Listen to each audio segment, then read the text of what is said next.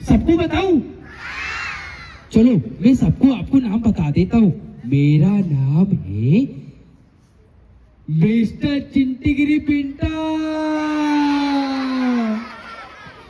Friends क्या नाम है मेरा? हाँ, प्रीति चंटा कौन बोल रहा है ये? अरे मेरा नाम प्रीति चंटा थोड़ी है, मेरा नाम तो है यार चिंटीगिरी पिंटा। हाँ, फिर आप ये इधर से मुझे आवाज आ रही प्रीति चंटा की। अच्छा, मेरा दोस्त अभी यहाँ पर था ना?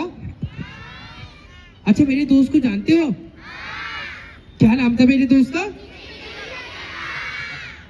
चिंटीगिरी पिंटा, है ना? अच्छा मुझे बुलाओ। आओ चलो, मैं बंटी की येर में है ना कुछ बोल देता हूँ।